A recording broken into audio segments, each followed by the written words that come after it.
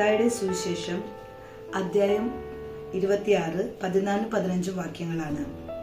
12 പേരിൽ ഒരുവനായ യൂദാസ് കറിയോത്ത പ്രധാന പുരോഹിതന്മാരുടെ അടുത്ത് ചെന്ന് ചോദിച്ചു, ഞാൻ അവനെ നിങ്ങൾക്ക് ഏൽപ്പിച്ചു തന്നാൽ നിങ്ങൾ എനിക്ക് എന്തു തരും?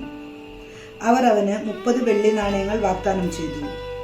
അപ്പോൾ മുതൽ അവൻ യേശുവിനെ ഒറ്റിക്കൊടുക്കാൻ അവസരം അന്വേഷിച്ചുകൊണ്ടിരുന്നു. നമ്മൾ ഇതിൽ കാണുന്നത് യേശുവിന്റെ 12 ശിഷ്യന്മാർ. ആ 12 ശിഷ്യന്മാരെ എന്നും യേശു കൂടെ നിർത്തിയിട്ടേ ഉള്ളൂ. ഒരു ശിഷ്യനെയും യേശു വേണ്ട എന്ന് വെച്ചിട്ടില്ല.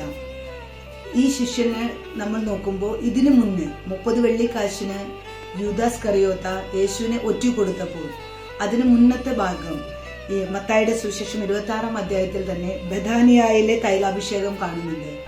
അതില് ഒരു സ്ത്രീ വന്ന് യേശുവിന്റെ പാദങ്ങളിൽ തൈലം പൂശിയപ്പോൾ ശിഷ്യന്മാര് മുറുമുറുത്തുകൊണ്ട് ചോദിക്കുന്നുണ്ട്, ഇത്രയും വിലപിടിപ്പുള്ള ഈ തൈലം എന്തിനു വെറുതെ പാഴാക്കുന്നു എന്ന് പറഞ്ഞു കഴിഞ്ഞാൽ ഒരാള് യേശുവിൽ നിന്ന് അകന്നു പോകുന്നു, യൂദാസ് കറിയോത്ത.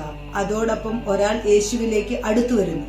അതാണ് ബഥാനിയായിലെ തൈലാഭിഷേകത്തിലൂടെ കാണുന്നത്. എന്ന് പറഞ്ഞാൽ ഒരാൾ പോയാലും മറ്റൊരാൾ എന്ത് തന്നെയായാലും യേശുവിന്റെ അടുത്തേക്ക് വന്നിരിക്കും എന്ന് തന്നെയാണ് നമ്മൾ ഇതിൽ കാണുന്നത്. പിന്നെ അതുപോലെ തന്നെ 30 വെള്ളിക്കാശിന് പഴയ നിയമത്തിലും വളരെ പ്രാധാന്യമുണ്ട്. ഒരു കുഞ്ഞാടിന്റെ വില പുറപ്പാടിന്റെ പുസ്തകത്തിൽ എഴുതിയിരിക്കുന്നത് 30 വെള്ളിക്കാശ് എന്നാണ്.